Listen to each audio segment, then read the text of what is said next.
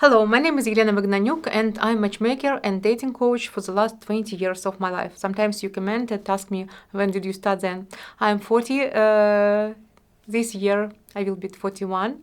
So I started to work in this field when I was 19. Of course, I was just a student at that time and I was studying psychology, sociology, and so on until I started my own matchmaking business.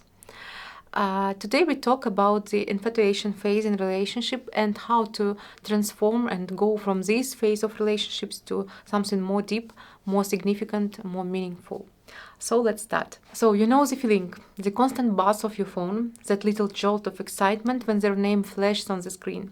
It's a rush, a high. That feeling is dopamine, and let's be real, it's incredibly addictive. It makes the world feel brighter, more exciting, and this is why you suddenly find the terrible jokes absolutely hilarious. But what happens when the initial rush, those fireworks, start to fade? Does it mean the connection is dying? Not at all. It means you have hit the most crucial turning point in your relationship, the pivot from a dopamine-fueled spark to a real, lasting trust. And I'm going to show you how to navigate that journey, especially across long distances and cultures, in the next 30 days. Let's talk science for a minute, because what you are feeling isn't just in your head, it's your brain chemistry. That initial can't get enough of you phase is driven by a massive surge of dopamine, the neurotransmitter that controls your brain's reward and pleasure centers. It's the same chemical that is released when you eat amazing food or even the system activated by substances like cocaine. It's designed by nature to make you focus intensely on one person, making every single interaction feel euphoric. In the early days, especially in a long distance or cross-cultural relationship, this effect gets supercharged. The novelty, the unpredictability, waiting for a text across time zones, the anticipation of a video call acts as a form of intermittent reinforcement. Think of it like a slot machine in your brain. You don't know when the next reward is coming, so when it does, the dopamine high hit is even stronger. This is where the groundbreaking work of Dr. John Gottman comes in. He's a world-renowned researcher and psychologist who has spent over 40 years studying thousands of couples to scientifically pinpoint what makes relationship last. His approach, known as the Gottman method, is built on observing real couples to understand the actual behaviors that separate the relationship masters from the disasters. This intense focus can create what researchers at the Gottman Institute call positive sentiment override, a state where you magnify their good qualities and conveniently overlook potential red flags. The initial spark feels like everything, but here is the truth. A constant dopamine high is not the foundation of a lasting relationship. As your connection becomes more stable and predictable, those peak dopamine levels naturally start to level off. This isn't a bug, it's a feature.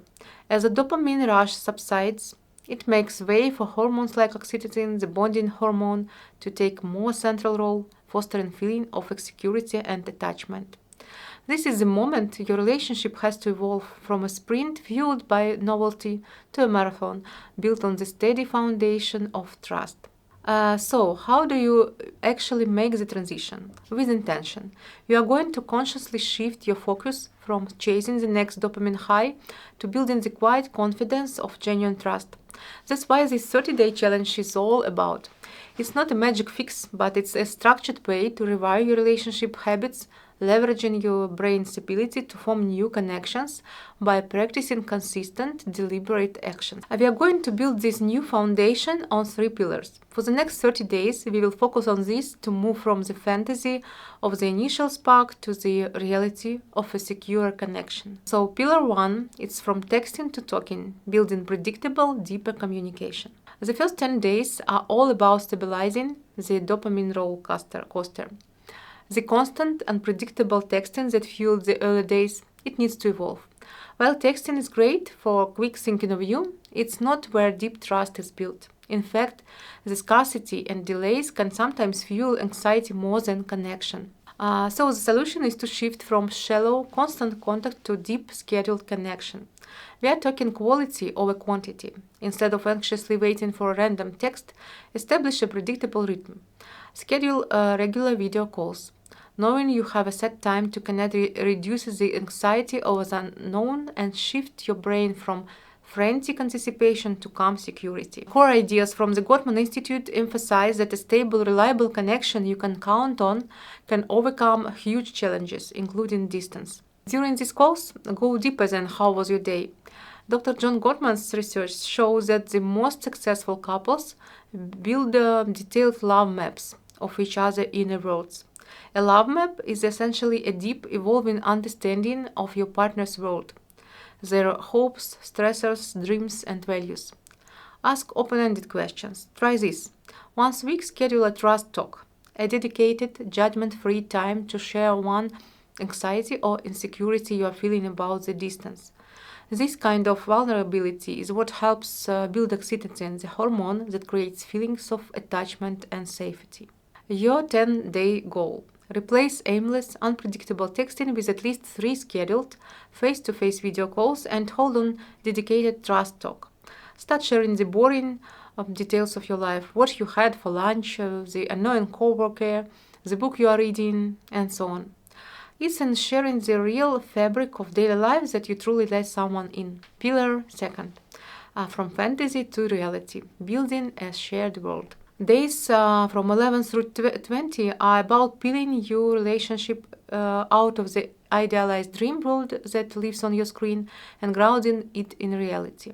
Long-distance love can easily become an escape, where you only show the highlight reel. But trust isn't built on perfection, it's built on seeing and accepting a whole person, quirks and all. The goal here is to create shared experiences, even when you are miles apart. And we have got the tech to do it.